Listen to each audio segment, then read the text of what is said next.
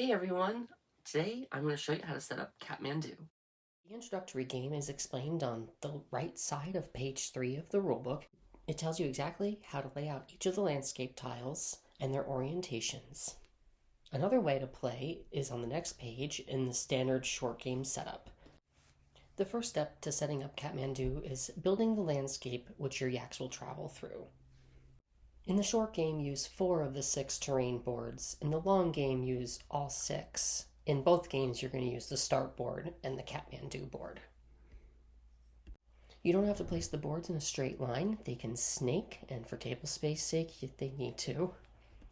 Only one board can touch the start board, and every other board is going to be touching 2 boards up until the Kathmandu board, which is going to be the end. Each adjacent board must be passable by at least 2 spaces, so make sure you take a look at the mountains and double check that each board can be passable by at least 2 spaces. For your first game or a few games, it's recommended to only have a few red arrows pointing in the direction of Kathmandu. In the short game, place a temple on each of the 3rd and 5th boards on the space that has a little pink tower. In the long game, you'll place them on the 3rd, 4th, 5th, and 6th board. Stack the Kathmandu tiles in Kathmandu from the 15 on top, descending from there. Shuffle all the goods and place one face up on each city space. In the long game, you'll end up using all of them. In the short game, the ones you don't use get returned to the box. Place the special goods tiles near the landscape. Place the game board next to the landscape. Take 3 storm and 2 sun tiles and shuffle them up. Pick 3 of them at random to put in the first 3 spots. Do it again, 3 storm and 2 sun, and pick 3 of them and put them in the last 3 spots. That's how you set up the short game. The long game is the same, except you pick 3 storms and 3 suns and shuffle those together and pick 4 each time, thus filling all 8 spaces.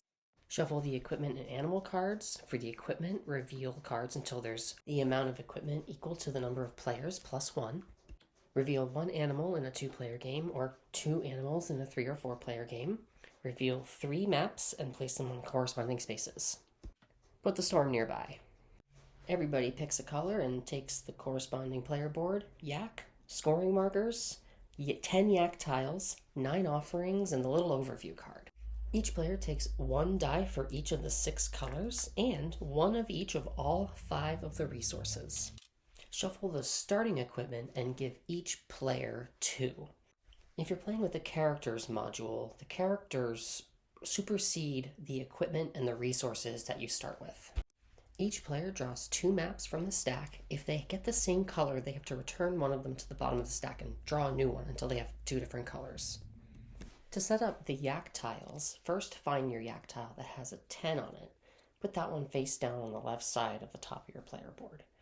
Shuffle the rest of your yak tiles real good and place them on top of the face down 10-point yak tile. Then flip over the top yak tile. That's the target destination. The player who has last been to Kathmandu or Nepal or the closest to it, as the rules state, takes the first player marker, or determine it randomly. In reverse turn order, each player places their yak on one of the starting spaces. This is the only time where the space is exclusive. You can't pick a spot to place your yak where an opponent has already placed their yak. As the last part of setup, each player rolls all 6 of their dice.